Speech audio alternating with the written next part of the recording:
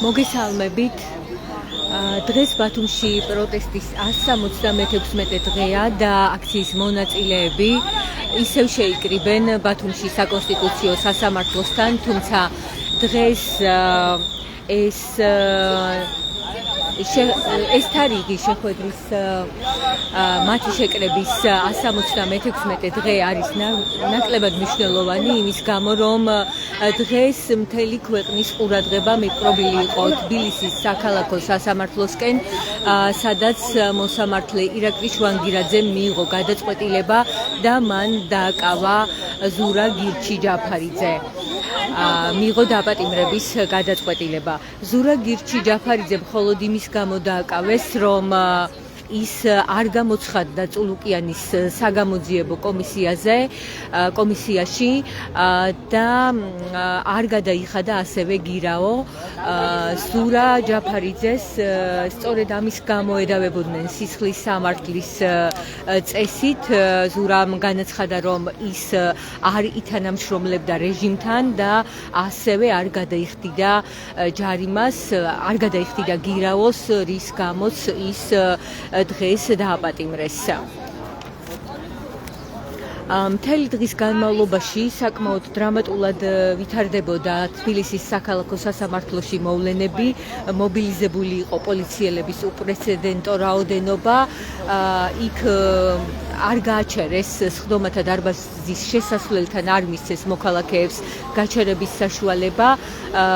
მოქალაქეები, რომლებმაც ვერ შეძლეს სხდომათა დარბაზში შესვლა, დარჩნენ შესასვლელ დერეფანში, თუმცა მათ არ მისცეს ამის საშუალება და მას შემდეგ, რაც მანდატურმა ვერ შეძლო მათი გარეთ გაყვანა, როგორც ვიცი, მანდატურის სამსახურის უფროსმა გამოიძახა საპატრულო პოლიცია, რის შემდეგაც პოლიციელების უპრეცედენტო რაოდენობა მივიდა სასამართლოში და სწორედ მათ ძალის გამოყენებით საკმაოდ უხეშად გაუშვეს, გააგდეს ფაქტობრივად მოქალაქეები სხდომათა დარბაზის შესასვლელიდან, სადაც ისინი ზურა გირჩი-ჯაფარიძის საგულშემატკივროდ იმყოფებოდნენ.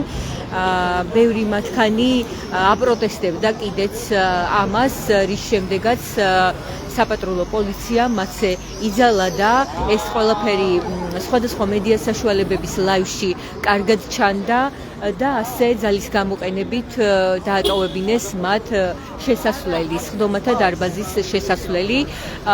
როგორც ვიცით, სხდომათა დარბაზის შესასვლელების დერეფნის დატოვება მოუწიათ ისეთ მოქალაქეებსაც, რომლებიც საერთოდ არ მონაწილეობდნენ ზურა გირჩი-ჯაფარიძის მხარდასაჭერ შეძახილებში და საერთოდაც სხვა სხდომებზე საგულშემატკივროდ სხვა სხდომებთან დაკავშირებით დაინტერესებული პირები იყვნენ, რომლებსაც ასევე მოუწიათ შენობის დატოვება. ერთ-ერთი მოქალაქე ამ ინციდენტის შემდეგ აცხადებდა მედიასთან საუბარში, რომ პოლიციელი მას ძალიან უხეშად შეეხო, რის გამოც განიცადა ტკივილი და იძულებული გახდა, რომ დაეტოვებინა სასამართლოს შენობა. როგორც უკვე გითხარით, ზურა გირჩი-ჯაფარიძეს ედავებიან სისხლის სამართლის 349 მუხლით, რაც პარლამენტის დროებითი საგამოძიებო კომისიის მოთხოვნის შეუსრულებლობას გულისხმობს.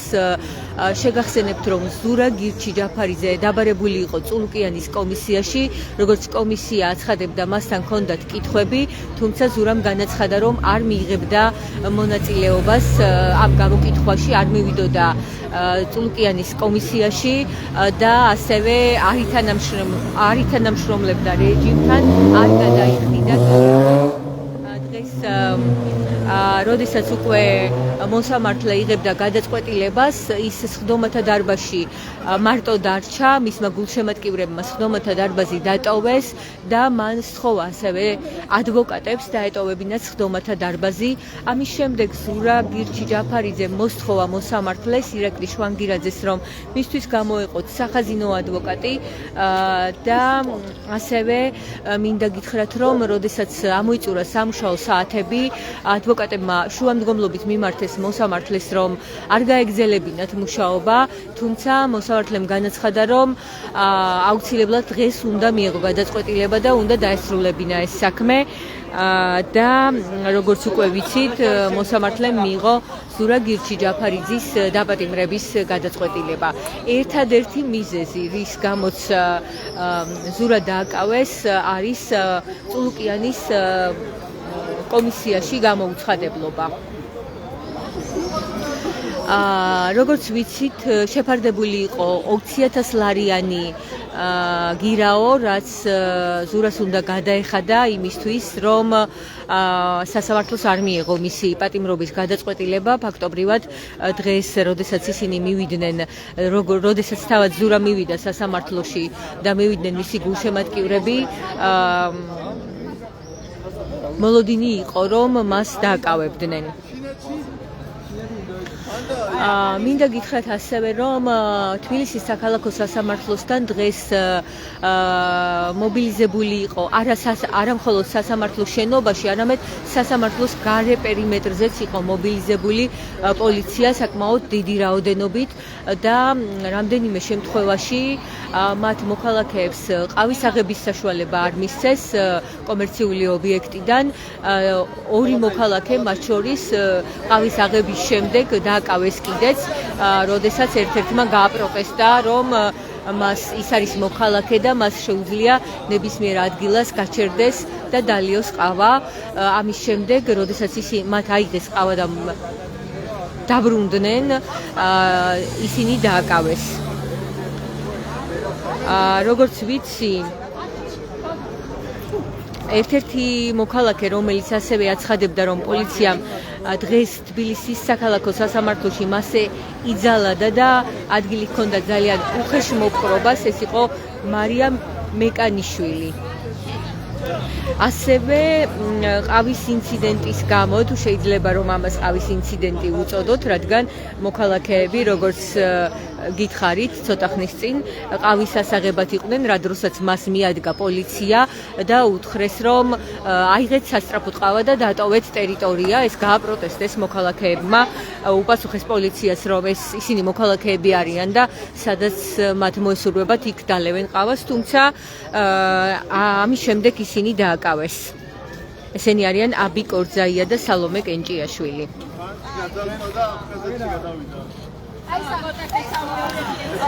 მინდა შეგახსენოთ ასევე, რომ დღეს გავიგეთ, რომ ზუგდიდელი აქტივისტი მარიამ სიჭინავას ანგარიში დააყადაღეს.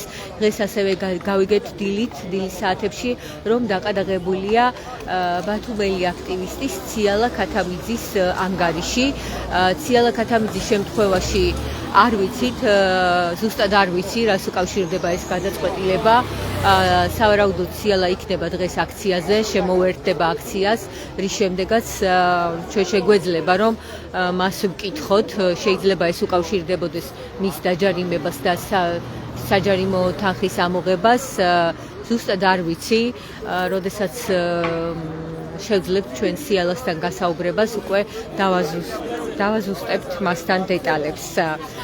მინდა გითხრათ ასევე, რომ ტევე პირველმა ჩაწერა პოლიციელი ჩიტაია, რომელიც ფიგურირებს მზიაამაღლობელის საქმეში, მან უპატაკა პოლიციის უფროსს, რომ აქვს ინფორმაცია, არაიდენტიფიცირებული წყაროსგან აქვს ინფორმაცია, რომ მზიაამაღლობელმა მიიღო დავალება იმ დღეს 12 იანვარს და დავალების შესაბამისად იმოქმედა.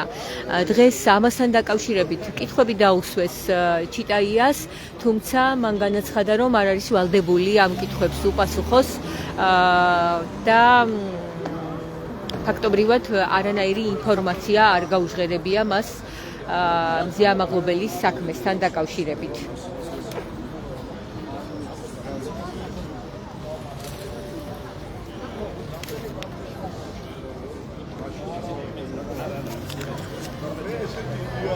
ასე ვითარდებოდა დღეს მოვლენები თბილისის საქალაქო სასამართლოში და მიმდებარე ტერიტორიაზე, როგორც ვიცით, ასევე წულკიანის კომისიაში დაბარებულები იყვნენ ნიკა მელია, რომელიც ასევე არ მივიდა, დაბარებული იყო ასევე ნიკა გვარამია, რომელიც ასევე არ მივიდა და ისინიც აპირებენ, რომ არ გადაიხადონ გირაო.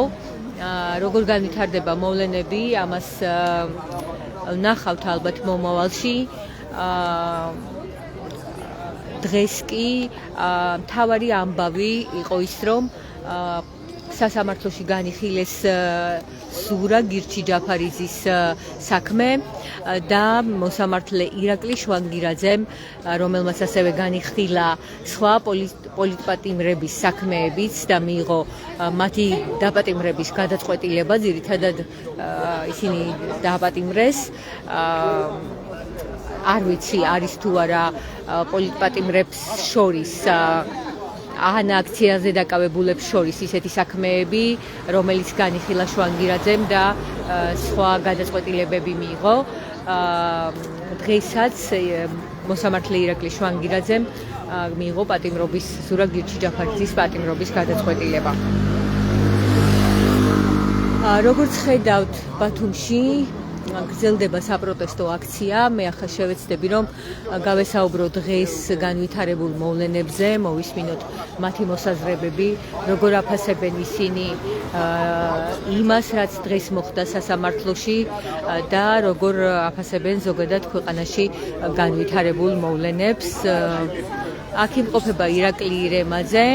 ბატონო ირაკლი, გამარჯობა ბათუმელების ლაივში. მინდა გკითხოთ, რომ შეგვიფასოთ დღეს რაც მოხდა თბილისის საქალაქო სასამართლოში, რაც ვნახეთ, არა მხოლოდ ის, რომ გადაწყვეტილება მიიღეს პატიმრობის, არამედ რაც დავინახეთ, როგორც მოექცა მოქალაქეებს პოლიცია. აი ამასთან დაკავშირებით. ეს უცებ უკან დაუბრუნდი ჩვენ 90-იანებში გუნდები დაგვაბრუნეს, გვაჩვევენ, როგორც ციკლში შეგვაჩვევენ ბავშვების, როგორც ყოველდღე რო ხდება ადამიანთან ვერ აშუქებს ხა ტელევიზიო, იმდენი ჟურნალისტი არ არის, იმდენი მკვლელობა და იმდენი ცუდი ამბები ხდება. და აი ეს ყველაფერი იწვევს ხალხში უდიდეს გაღიზიანებას. ხა მithumetes ეხლა მოგწონს არ მოგწონს თუ რაც არის პოლიტიკოსია, რომელსაც თulis ხალხის ნაწილი, თვითონ ხო ჩაატარა ეს გაყალბებული არ შეიძლება ჩაატარა, ახლა თulis სიღრმეში ხო ეცემა გაყალბება. რაცავდა დაიჯერდა, ადამიანს ხო აქვს თავისი ხმები მიღებული და ესე იგი იმ ხალხს ყველას ესე იგი ანუ ჯარიმა არ გადაიხადა, იმიტომ იჭერდა. ეს აუცილებლად დასრულდება, მithumetes ეხლა ადამიანი, რომელიც არის ერთ-ერთი ლიდერი იმ ოპოზიციური გაერთიანების და იჭერ შემდეგ მეორე საპირისპიროს, მესამე საპირისპიროს და ესე ფიქრობს ეს ბელარუსია და ბელარუსიას თუ ფიქრობს და იმას თუ ფიქრობს, აქვია უნდრა ეს ქვეყანა და რაღაცა ესე უნდათ რომ მიიყვანო და რაღაცა გამოიწვია. ეს იციან, მაგრამ რა კარგად იციან, თუმცა ხა არიან აგონიაში. პირველ რიგში ბოდის გიხდი არასწორი სახელი თუ გმართე და შემდეგ მინდა გითხრა, გკითხო. ბრაზი ახსენე. დიდი ხანია რაც მოქალაქეები მართავენ აქციებს. ფიქრობ რომ ამის შემდეგ ასეთი გადაწყვეტილებების შემდეგ უფრო მეტი ბრაზი გაჩნდება? ეს გამოცდილება გვაქვს ჩვენ, როცა იყო აი ეს უშუქობის პერიოდი როცა იყო, რამშრომლობა შუქია. უშუქობა თუ იყოს, სხვა პრობლემები იყო. ეხა უფრო დიდი პრობლემაა. ფაქტიურად არის სრულიად შედარება რომ გავაკეთოთ, ადამიანები გვეცლება რა, ოჯახში არა ადამიანები, რომ მაგალითად რაღაცა დაავადება არ იქონდეს. ეს არის ადამიანები, რომლებიც არიან ფულზე ორიენტირებული. მიდის ქვეყანა ესე რა, ეხლა თვითონ კარგად გზნობს თავს შუშის სასახლეში და იმათ გონიათ რომ აი ცხოვრება არის მარტო ჭამა, ფული და ჯიბზე დაждდება. არ არის ცხოვრება და რაღაც ადამიანის ტყუი. აი მაგათ დაუბრუნდებათ როგორც იმათ დაუბრუნდათ, რომ მოატყუეს ხალხი. შემდეგ იმ ხალხმა რაღაცები დაიჯერეს შიშის ნიადაგზე რომ ვერ აქტიურობდნენ რაღაცებს იჯერებდნენ, ზოგი ნეიტრალურში უყურებდა და ბოლოს ის ხალხი აფეთქდება, ვისაც ატყუებენ. ის ხალხი მიხვდება აუცილებლად რომ ატყუებენ, ამას ყველაფერს გძნობს ხალხი. ხა რაც არ უნდა იყოს, ხო, რაც არ უნდა დაიჯერო, რომ თვითონ აიღო 60% 40% ამ მნიშვნელობა რამდენიც არ უნდა იყოს ის საზოგადოება აუცილებლად ხდება რა ჯერჯერობით მიდის როგორ იცი ადამიანი 6 საათს კი არ მუშაობს 24 საათი ფაქტურად და მის ენერგიასაც თვითონაც აღარ ცალია იმისთვის რომ რაღაცა მომავალზე იფიქროს და ბოლოს რომ უკვე შეხედავს უკვე გადაღლიერა უკვე სამართლეს და მეტუმეტეს ეხლა უკვე ამერიკა ხარს მიჭერს ყველანაირად უკვე ხედავს ეს ცივილიზებული ქვეყანა რომ მიმავალ გზაზე უკვე გვერდს უხმობს და ის უკვე იმან უკვე როცა ხალხი უკვე ამას დაინახავს ფაქტურად პირდაპირ უკვე მნიშვნელობით უკვე ამერიკამ განაცხადა უკვე ხალხში იგრძნობა მუხტი იგრძნობა უკვე ხო სახლოვე მეგობრები რა ვიცი მოდის მე ესე იყო მაშინაც რა ზუსტად აი დაიწყო ესე შემდეგ ერთი შესვენება იყო შემდეგ მეორე და შემდეგ მესამე ეტაპი და მთავარი არის ის რომ დაფიქრდნენ იმაზე ის ნაწილი ვინც არის ეს პოლიციის მუშაკები ვინც არის რომ გაიხსენა ხო ეგონა თუ ასლამესზე წავიდა და შევანაწილეს წარმოედი ვერ წარმოედი და ანალოგიურად არ დაუშვათ შესწავლები და ცოტა ბოლოტებამ არ გადაძლიერეს რა დაფიქრდნენ და ეხა სულ მალე მოვა პერიოდი რომ შემდეგ ესე გადმოვა ჯერ ერთი მხარე მე მეორე მხარეს შემოერთებები მოხდება და შემდეგ ყველა რა თქმა უნდა დანაშაულზე აგებს პასუხს როგორც ეხა პოლიციის უფროსი რო კავშირი დადის და ხალხს ყოველკვირა როცებს და კლუბებში გულოვებს და არიცნობს ხალხი მაგას და რაღაცებს ეუბნება მე გალახავენ მე წაიყვანს ტრაპეზაში ცებს ხო ანუ ამას ხედავს ეს პოლიციელი და გაბოროტებული ქართველის მასე ადვილად გაბოროტება და ჩათრება მაფიაში ადვილი არ არის რა თუმცა ეხლა ვიღაცა ხელფასის გამომუშავოს ვიღაცა გამართლება არ აქვს ამას და დაწერა და ავიცი რა რაღაცა შეიძლება გააკეთო ადამიანმა რომ ამაგდროთი არის აუცილებლად ეს ყველაფერი გადაილის და ყველაზე პირველი რაც არის ამათ პრობლემა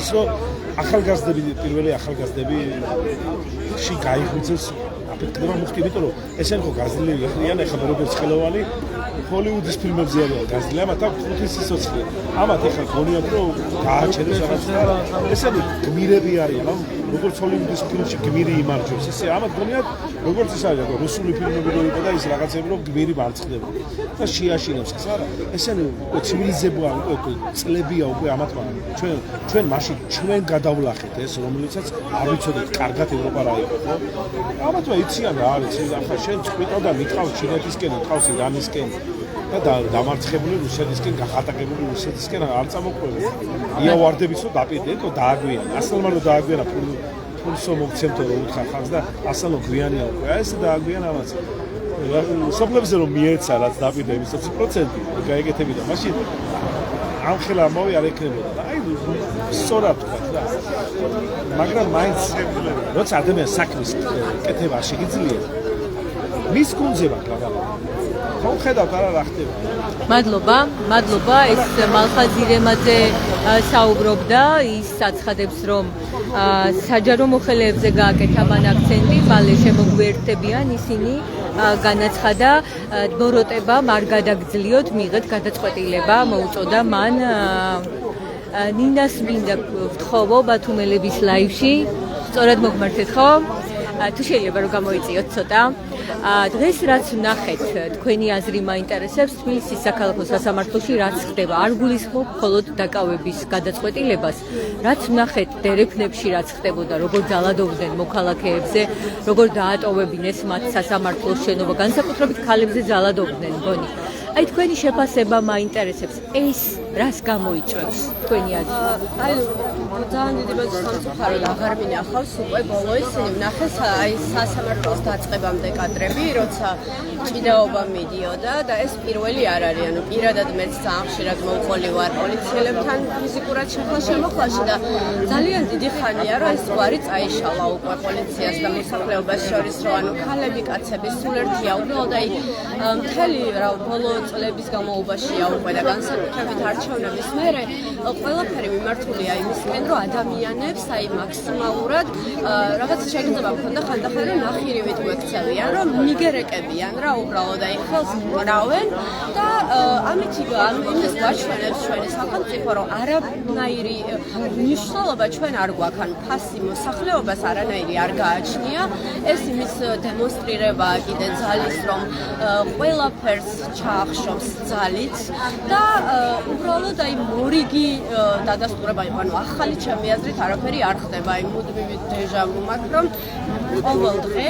აბსოლუტურად ვარ მოსტრენისი, რომ ადამიანებს ფიზიკურად უკვე ეხებიან, რამდენი ადამიანი არის დაჭერილი, ნაცემი ბოლო განმავლობაში და გამოწვევით ან ძალიან დიდი იმედი მაქვს, რომ ეს რაღაც ხალხში გამოიწვევს ცოტა ახალ გამოღვიძებას, იმიტომ რომ უკვე ფიზიკურად შეუძლებელია იმ მდგომარეობაში ყოფნა, რაც შესახებ ვიმყოფებით. უბრალოდ დიდი ხანია ველოდები ამას, რომ ადამიანები რაღაც მოსახლეობა აფეთქდება, აღარ მოითმენს და სამწუხაროდ ძალიან გაიწელა ეს პერიოდი და თუ ეხლა კიდევ ჩვენ გავაგრძელეთ მორჩილებაში ყოფნა, უკვე ფიზიკურად აღარ გვექნება საშუალება, როგორც მზია ამბობს, რომ სანამ გვიან არ არის, აი ეს გვიან არ უნდა გადავდოთ რა, უკვე შეიძლება ისე გაგვეპაროს ეს დრო, რომ მართლა დაგვიანებული აღმოჩნდეთ, თუ პოლიტიკოსებს ექცევიან ასე, ქალებს ექცევიან, ბავშვებს, არასრულწლოვნებს, შიშიმოპირებს, ანუ ზღვარი უკვე წაშლილია ყველანაირი ამითი და უბრალოდ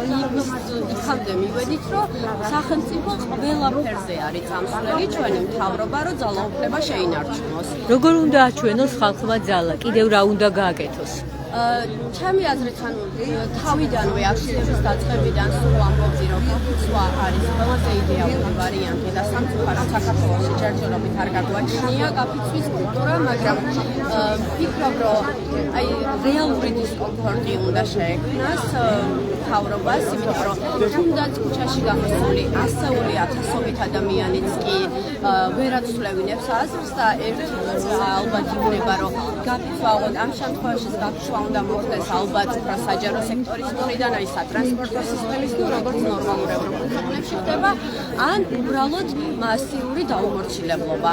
სხვანაირად, ჩემი აზრით, მათთან არანაირი აზრი არ აქვს საუბარს. ანუ ძალით ჩვენ ახლა ამ შემთხვევაში უბრალოდ ფიზიკურ დაპირისპირებაში ვეღარ შევავთ, ანუ გამოდის, რომ მაშინ სამოქალაქო იმის გვარზე ვარ და პირისპირების და ხელშეუხლო ბრძოლაში უნდა გადავიდეთ და იმხელა რესურსია ამ შემთხვევაში მთავრობასთან, რომ ჩვენ მოსახლეობა უბრალოდ მშვიდობიანი უმრავლესობის გარდა სხვა არ გაგვაჩნია ჩვენ ვერკეთი რა, უბრალოდ უნდა ვიყოთ ძალიან ბევრი, არ უნდა ველოდოთ ერთმანეთს. ანუ ეს რაღაცა სხვადასხვა პროტესტი რაც გვაქვს უნდა გაერთიანდეს? კი, აუცილებლად, ანუ რეალურად აი ძალიან ბევრს ვსაუბრობ ხოლმე ადამიანებთან და კულუარებში ყველა აქვს თავისი ტკივილი, ანუ ყველგან არის რაღაც პროტესტი.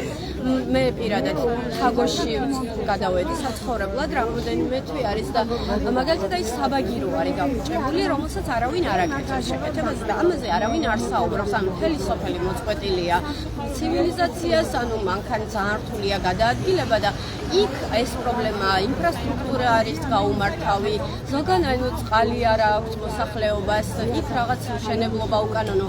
რეალურად ძალიან ბევრი კერა ამ პროტესტის, რომელსაც ადამიანები სამწუხაროდ ხმამაღლა არ გამოხატავენ და უბრალოდ აი ზუსტად ამ ერთობაზე ვსაუბრობთ, რამდენი ხანია ყველა და არ ვიცი როდის დადგება ის დრო, როცა მივხვდებით, რომ ეს ყველაფერი უკავშირდება ერთ სათავეს, რომ გველეშაპს აქვს ერთი თავი და სინამდვილეში ყველანი ვართ სისტემის მსხვერპლები ამ შემთხვევაში.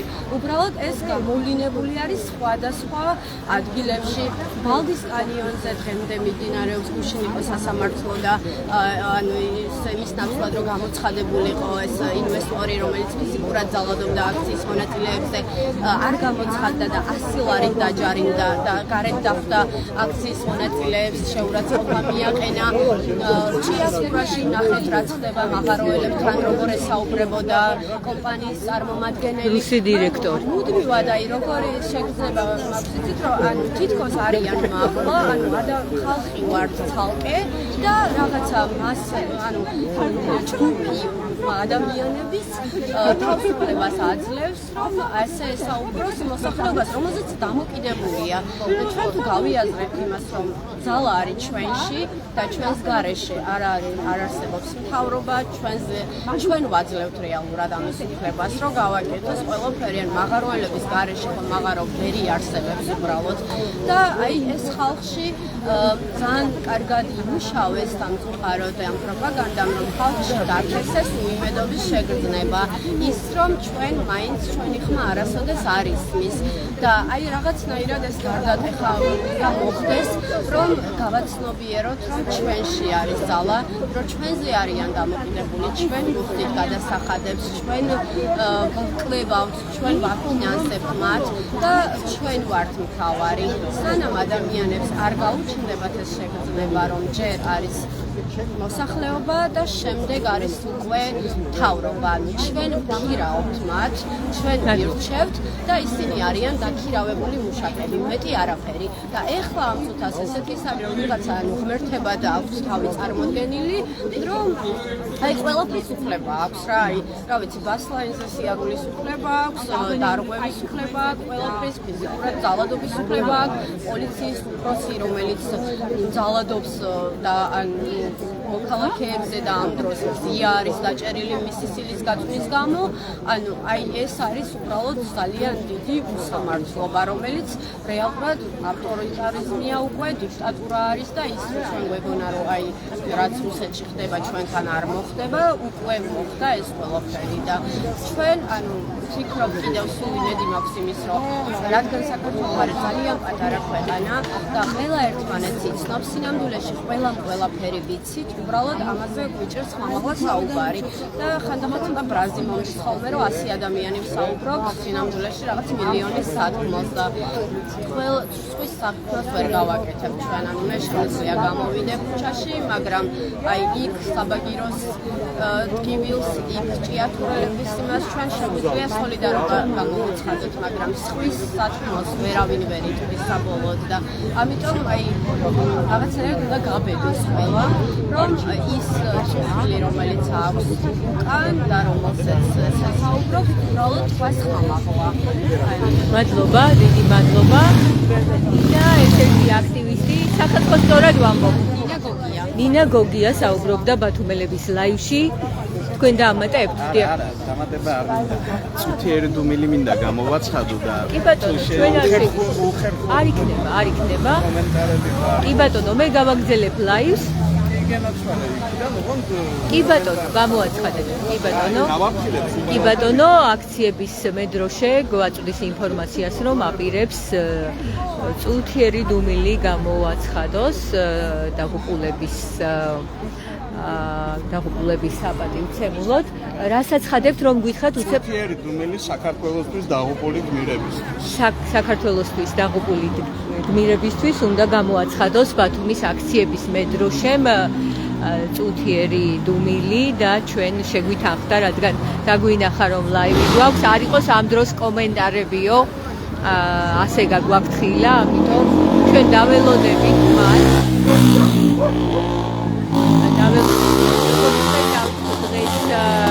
ბათუმში აქციაზე საკმაოდ ბევრი ხალხია, აქ შეკრებილები არიან აქტივისტები, სხვადასხვა პარტიების წარმომადგენლები, ასევე სხვადასხვა ჯგუფების, საინიციატივო ჯგუფების წარმომადგენლები.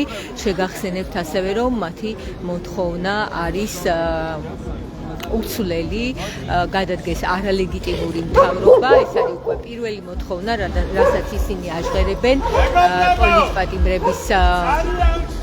პოლიტპატიმრების გათავისუფლება არის ასევე ერთ-ერთი მოთხოვნა. საქართველოსთვის დაღუპული გმირებს.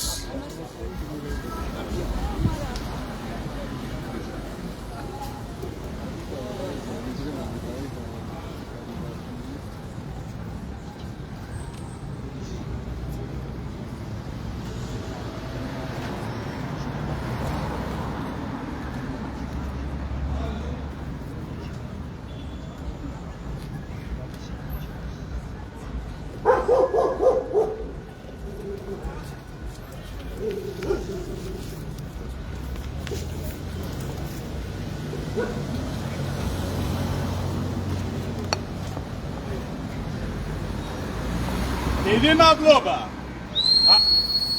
ახლა კი ყველამ ერთად საქართველოს გაუმარ!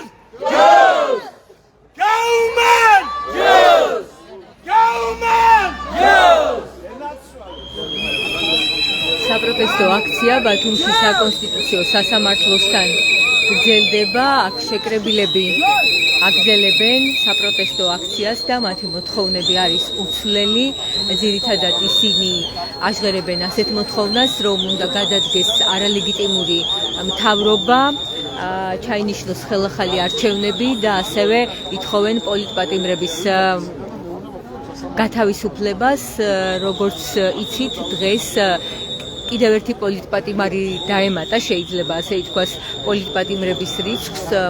მოსამართლე ირაკლი შვანგირაძემ მიიღო გადაწყვეტილება და დააპატიმრა ზურა გირჩი-ჯაფარიძე. დღეს დილიდან ამ პროცესზე იყო მიმართული მთელი საქართველოს საზოგადოების ყურადღება. სასამართლოში საკმაოდ დრამატულად განვითარდა მოვლენები. პოლიციელების უპრეცედენტო რაოდენობა იყო შეკრებილი როგორც სასამართლოს გარე პერიმეტრზე, ასევე სასამართლოს ერეფანში, სადაც მოქალაქეებს არ მისცეს საშუალება, რომ გაჩერებულიყვნენ იქ და აქედან ეგულშემატკივრად ზურა გირჩი-ჯაფარიძისთვის. ძალიან ბევრი მათგანი აი ამ პროცესის შემდეგ საუბრობდა ძალადობაზე და იმაზე, თუ რამდენად უხეშად მოექცა მათ პოლიცია მას შემდეგ, რაც მოთხოვეს მათ დაეტოვებინათ სასამართლოს ერეფანი და ეს გააპროტესტეს მოქალაქეებმა.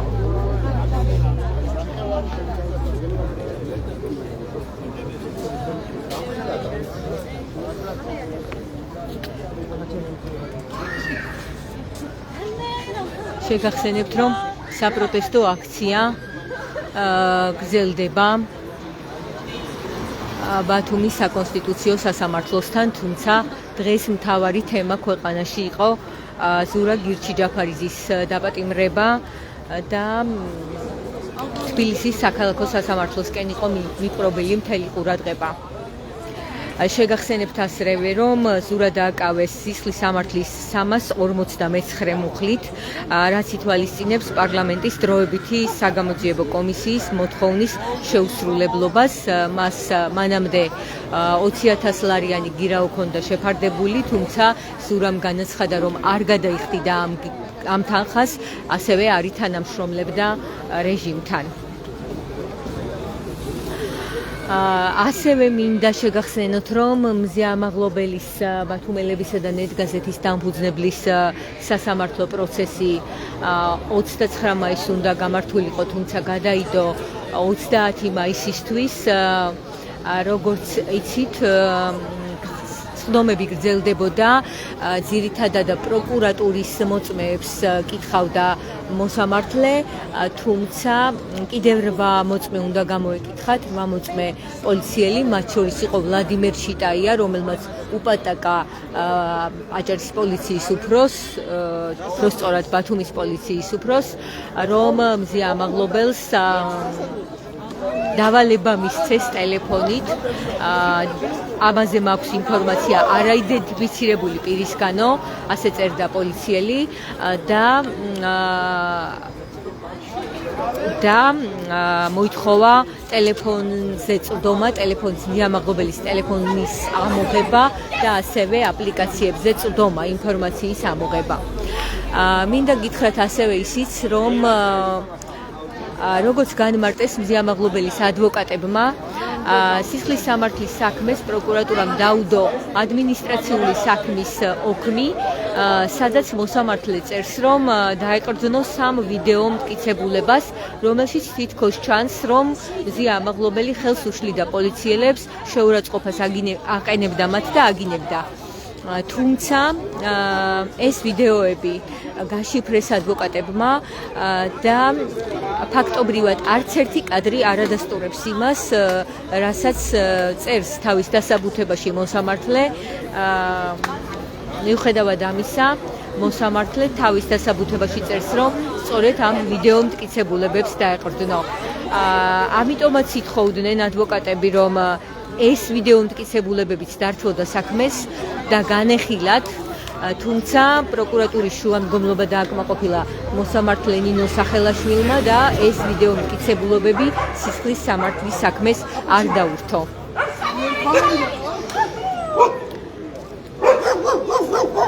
საპროტესტო აქცია გრძელდება. მე შევეცდები ახლა რომ გავესაუბრო კიდე აქციის რამდენიმე მონაწილეს, მათგან გავიგო როგორი იყო მათი რეაქცია იმასთან დაკავშირებით, რაც დღეს ხდებოდა. ბოდიშ გიხდით, მარიამ მინდა გთხოვო, რამდენიმე წუთით ბათუმელებს ბოდიშ გიხდით ბატონო. მარიამ, დღეს რაც ვნახეთ თბილისის საქალაქო სასამართლოში, როგორ ფიქრობ, რას გამოიწვევს ეს, დამატებით რას გამოიწვევს, დააშინებს ეს დაშინებას ემსახურება და რეალურად მიაღწევს ამ შედეგს, თუ შენი მოსაზრება როგორია? დღეს რაც სასამართლოსთან ვნახეთ, აგრძელება იმ ძალიან პოლიციური რეჟიმით წინააღმდეგობის გადახდის ცდილობის, რასაც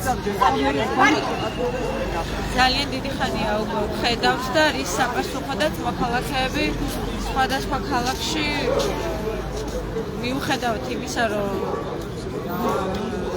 დავიღალეთ, ასე შემდეგ ზოგჯერ უიმედობა ძლევს ხოლმე მაინც ჯიუტად ვეწინააღმდეგებით და გამოვდივართ და დღეს სასამართლოსთან იცოდნენ ეს ხო წინასწარ შეთანხმებული სცენარი არის, იცოდნენ რასაც აპირებდნენ, იცოდნენ რომ აპირებდნენ ჯაფარიძის დაკავებას ასე შემდეგ და წინასწარმა მიიღეს ზომები იმისთვის რომ ეს მაქსიმალურად მოქნილად და მოხერხებულად გაეკეთებინათ.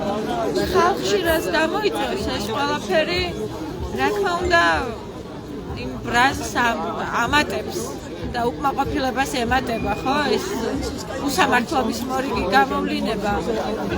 ჩვენ ერთი პრობლემა გვაქვს, ის რომ ამ უკმაყოფილებების გადათარგმნა პოლიტიკურ მოქმედებაში გვიჭირს. აი ზუსტად მაგაზე მინდა გკითხო, მოდით აგეკითხები მაშინ. ბოლო დროს ჩვენ ვისაც ხდებით რესპონდენტებს, რომლებიც არა ჩასაწერად, ასე ვთქვათ, არა დიქტოფონთან, ვიდეო კამერასთან, გვეუბნებიან რა აწუხებ, რა მიაჩნიათ უსამართლობას და ასე შემდეგ. თუმცა, როდესაც ჩვენ ვთავაზობთ ილაპარაკონ ამაზე, გვეუბნებიან, რომ აზრი არ აქვს, მე ვინ მეკითხება. რას ეტყოდი მათ, ასეთ მოქალაქეებს? ეს მხოლოდ ქართული ოცნების საზღვარი რეჟიმის დამსახურება არ არის. საქართველოს დამოუკიდებლობის მოპოვებიდან პრინციპში მოდი 2000-იან წლებიდან დანამდვილებით შემიძლია ამის თქმა, მოსახლეობის შევიწროვებამ, მისმა განდევნამ გადაწყვეტილებების მიღების სივრცეებიდან და პოლიტიკის გადაქცევამ რაღაც სპექტაკლად, რომელიც დაპირისპირებული ორი ურთიერთსაწინააღმდეგო პოლუსზე განთავსებული რაღაცა ელიტების სივრცე არის და წყლობით ასეთი პოლიტიკის კეთება, რომელიც რა თქმა უნდა პოლიტიკა არ არის, ეს სპექტაკლი იყო, გადააჭრია ხალხი პოლიტიკურ პროცესებში მონაწილეობას და მას დაუთრგუნა და დაუქვეითა საკუთარი მნიშვნელობის განცდა. ანუ საგანგებოდ ეს არის მოქალაქეთა ერთობა და რომ ხელისუფალი იქნება თუ ოპოზიცია, რომელსაც ხვალ უნდა ხელისუფლებაში მოვიდეს, ესენი არის უნდა იყოს ჩვენი მსახურები, როგორ უნდა გვემსახურონ. ამაზე უნდა ფიქრობდნენ, თუმცა პოლიტიკოსებს ეს არ გაუკეთებიათ და ამას რო დაემატა დღევანდელი რეჟიმის ძალიან ძლიერი იარაღი, როგორც არის პროპაგანდა, როგორც არის საპოლიციო მობილიზება, როგორც არის ინსტიტუტების მიტაცება, საერთოდაც გაუტეხა იმედი და საკუთარი თავის რწმენა მოქალაქეებს. მაგრამ ასეთ პირობებშიც ანუ ძალიან რთული არის ეს კონტროლი როგორ უნდა დაიბრუნოს ხალხმა, რეალურად თავისი ძალა როგორ უნდა აჩვენოს. რო უთხრათ საზოგადოებას, თქვენ როგორ ფიქრობთ? მგონია რომ რიგით ჩაგრულებთან გაერთიანებით, სოლიდარული ქსელების შენებით, გამორკვევით იმის, რომ ჩვენ ყველანი ვართ ერთ დღეში. ის 1%, რომელიც დღეს ქვეყანას მართავს, ხვალ ჩვენც უშუალოდ შეგვეხება, ხვალ ჩვენც დაგვეკუთვნებიან დაჭერებით და ბოლოს იმ დონეზე მივალთ, რომ გამომსარჩლებელიც აღარ გვეყოლება. ჩვენ უნდა გავერთიანდეთ ჩვენი ძალიან ადამიანური წუხილები და საჭიროებების გარეშე. არ ვიცი სხვა რა უნდა ვქნათ. უნდა ვილაპარაკოთ იმაზე, რომ ყველანი დაუცველები ვართ ამ რეჟიმის პირობებში. უნდა ვილაპარაკოთ იმაზე, რომ ყველას გვეშინია ხვალინდელი დღის. არ ვიცი გვექნება თუ არა სამსახურები. ის სამსახურები სადაც ისედაც არ ვართ დაცულები. ისედაც არ გვაქვს ღირსეული შრომის პირობები. ხვალ რაც გვაქვს ისიც კი იქნება სანატრებელი, როგორიც ეს არის ძალიან ბევრი ადამიანის ცხოვრებაში. დღეს უკვე 50%-ზე მეტი პოლიტპატიმარი გვყავს ქალაქში. ვართ ყოფილი ახლა სადაც ადამიანს სილის გაწმისთვის უსჯიან 4-დან 7 წლამდე პატიმრობას. ეს ნიშნავს იმას, რომ ამ რეჟიმს არავის დანდობა აღარ აქვს, ამ რეჟიმს აღარ ეშინია, თუ კი ის შეძლებს იმწყდიოს ადამიანები კუთხეში. ბოლოს ყველას გადაგვულია თავზე. ახლა არის გამოფხიზლების დრო და იმაზე დაფიქრების, როგორი ცხოვრება გვინდა. გვინდა მუდმივ შიშში ცხოვრება, თუ გვინდა უსაფრთხოდ. და უსაფრთხოდ არ ნიშნავს მხოლოდ რაღაცა ომში არ ჩავერთოთ, რა თქმა უნდა, ესეც ძალიან მნიშვნელოვანია, მაგრამ ჩვენთვის ომი გახდება ყველა დღე. ანუ ყველგან იქნება კრიმინალის ისეთი დონე, რასაც ხედავთ უკვე. გამარჯობა, როგორი გაზრდილიც არის, ხო? ყველა დღე კადრები გადის, გინდა ეთერებით, გინდა სოციალური ქსელებით, უსაშელესი ამას ვერ წარმოვიდგენდი, რომ ასეთ ქვეყანაში ვიცხოვრებით, სადაც სკოლის დამთავრების ბოლო ზარზე ადამიანები მშობლების იარაღით ესა ისვრიან და რა დღეში არიან. ანუ ეს ხო ნიშნავს, რომ ის ბავშვი დღეს პოლიტიკაში არ ერთვება და უშუალოდ ჩვენი მაყურებლიდან ვიღაც, ხო? მაყურებელს ვიმართოთ. დღეს პოლიტიკაში არ ეხები და გასაგები არის, ვერ ხედავთ თქვენს თავს ამ სივრცეში, იმიტომ რომ პოლიტიკოსებმა დაგვაჯერეს, რომ პოლიტიკა არ არის მოქალაქეების საქმე და მოქალაქეები აპოლიტიკურები უნდა ვიყოთ და იმათმა ძლიერმა ამა ქვეყნისამ უნდა განაგოს ჩვენი ცხოვრება. კი ბატონო, ამას მივეჩვენეთ და არ ჩაერთოთ პოლიტიკაში, მაგრამ ბავშვი თუ გყავთ, შვილი თუ გყავთ, შვილიშვილი თუ გყავთ, ის ბავშვები, რომელიც ახლა მათი მშობლების სიტამხედის გამო თავს უფლებას აძლევენ, ხვალ შეიწირავენ თქვენ შვილებს. და აი ასე მოგვიწევს შემდგომ ამ უსამართლობაზე, რომელზეც დღეს ხმას არ ვიღებთ, საკუთარი ტრაგედიით ფასის გადახდა და არ გვინდა ჩვენას არავისთვის. ახლა თუ ამას არ შევბოჭავთ და როგორღაც არ დავაბრუნებთ ისეთ პირობებში, სადაც ადამიანებს ყოველი დღე არ იქნება ასეთი სიცოცხლო რისკის ქვეშ დგას. ამას მაინც თუ არ შევამცირებთ, არ ვიცი, დაღუპულები ვართ და ეგ არის და საბჭოთა კავშირის დროსაც დაკარგული ქონდა ჩვენ დამოუკიდებლობა, კი ვიცხოვრეთ 70 წელიწადი და ალბათ ძალიან დიდი ხნის განმავლობაში ვიქნებით რუსეთის გუბერნია და მერე ოდესღაც ისევ რაღაცა წინააღმდეგობის კერები გაჩნდება. მადლობა. როგორც ჩანს, ჩვენ ანუ ნახოთ რა, არ ვიცი. ყველაფერი არის ადამიანებზე, რიგით მოქალაქეებზე დამოკიდებული, არა პოლიტიკოსებზე, არა ვიღაც ბიზნესმენებზე, ისინი ჩვენსკენ არასოდეს არ იქნებიან, არა მაინდა-მაინც საერთაშორისო საზოგადოების რეაქციაზე, ჩვენ რა და როგორ გვინდა და რისთვის ვართ მზად, გვინდა რომ საქართველო დავკარგოთ, თუ გვინდა რომ გადავარჩინოთ. აი ეს არის ცენტრალური კითხვა და შესაბამისად უნდა ვიმოქმედოთ. და შესაბამისი მოქმედება, როგორც გვითხარი, არის ძალავაჩვენოთ ერთიანობით, ხო? ანუ ვისაც უჭირს დღეს, ვინც დღეს ჩაგრული არის, ვინც ვისაც პირველს ჩაევლო სისტემა და უსამართლოდ სჯის ქვეყნის გულშემატკივრობისთვის, მათთვის სოლიდარობის გამოცხადებით, მათზე ზრუნვით. ასე მგონია, რომ შეიძლება ფონს გავიდეთ. წინააღმდეგ შემთხვევაში ვერავინ ვერაფერს ვერ შეცვლის ამ ქვეყანაში. დიდი მადლობა. მარიამ ხაჯაია საუბრობდა ბათუმელების ლაივში. ის უწყვეტი პროტესტის მონაწილეა პირველივე დღიდან, პროტესტის პირველივე. ქალბატონო, თქვენ ხომ არ ჩაგვერთვებით ბათუმელების ლაივში? ხომ არ შეაფასებთ იმას, რაც დღეს სასამართლოში მოხდა და ზოგადად რაც ხდება ქვეყანაში? ქვეყანაში მოგესალმებით მოქალაქეები.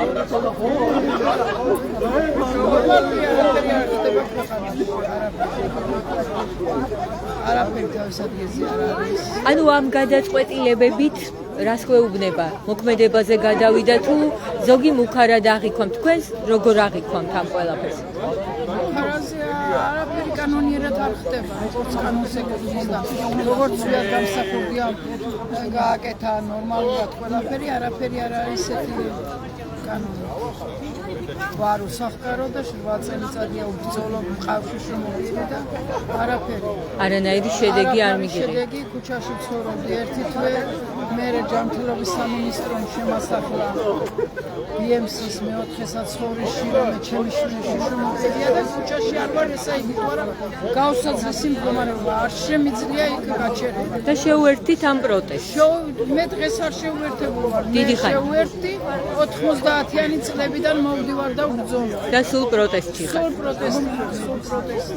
მაგრამ არაფერი ნოლია. როგორ ფიქრობთ, რა უნდა გააკეთოს საზოგადოება? საზოგადოებამ უნდა დავდგეთ ფეხზე და ერთხმად უნდა ვიყოთ ყველა.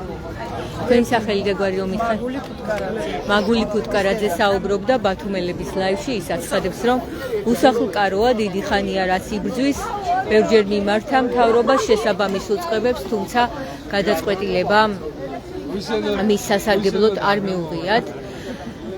შეგახსენებთ, რომ საკონსტიტუციო სასამართლოსთან დღეს 176 დღეა პროტესტის საპროტესტო აქცია გრძელდება და მოთხოვნა არის იგივე უცვლელი გადადგეს არალეგიტიმური მთავრობა, გაათავისუფლდნენ პოლიტპატიმრები და ჩაინიშნოს ხელახალი არჩევნები. მე შეგახსენებთ, რომ დღეს თბილისის საქალაქო სასამართლოსკენ იყო მიპყრობილი მთელი საქართველოს ყურადღება. იქ მოსამართლე ირაკლი შვანგირაძემ განიხილა ზურა გირჩი-ჯაფარიძის საქმე და მიიღო მისი დაპატიმრების გადაწყვეტილება. ზურა გირჩი-ჯაფარიძე დააპატიმრეს მხოლოდ ერთი მიზეზით, ის არ გამოცხადდა წულუკიანის კომისიაში, შემდეგ კი არ გადაიხადა გირაო 20,000 ლარი და როგორც ახსნა თავად ზურამ, ის არ თანამშრომლობს რეჟიმთან, ამიტომაც არ გადაიხადა გირაო. სისხლის სამართლის 359 მუხლით ედავებოდნენ ზურა ჯაფარიძეს, რაც გულისხმობს პარლამენტის დროებითი საგამოძიებო კომისიის მოთხოვნის შეუსრულებლობას. ძალიან ბევრი პოლიციელი იყო დღეს როგორც სასამართლოს შენობაში მობილიზებული, ასევე სასამართლოს გარეთ და რამდენიმე მოქალაქემ გააკეთა განცხადება იმასთან დაკავშირებით, რომ პოლიციელებმა მათზე იძალადეს ადგილი ჰქონდა ასევე საკმაოდ უხეშ მოპყრობას მაშინ როცა მოქალაქეებს მოსთხოვეს სასამართლოს შენობის დატოვება და არა მხოლოდ შენობაში მყოფი მოქალაქეები დაზარალდნენ დღეს, ორ მოქალაქეს, რომლებიც ყავის სასაღებად იყვნენ სასამართლოსთან ახლოს, ესენი არიან აბიკ ორძაია და სალომე კენჭიაშვილი, პოლიციამ მოსთხოვა გაცლოდნენ იქაურობას, სასწრაფოდ აიღეთ ყავა და დატოვეს ტერიტორია, მიმართეს მათ პოლიციელებმა, რაც გააპროტესტეს მოქალაქეებმა, ჩვენ მოქალაქეები ვართ და სადაც გვინდა იქ დავლევთ ყავას, ასეთი იყო მათი პასუხი, რის შემდეგაც ისინი დააკავეს. დიდი მადლობა რომ გვიყურეთ, ეს იყო ბათუმელების ლაივი, სხვა ამბებს თუ როგორ ვითარდება ქვეყანაში მოვლენები, გაეცანით ბათუმელები ჯიზე და ნეტ გაზეთი ჯიზე. მადლობა რომ გვიყურეთ.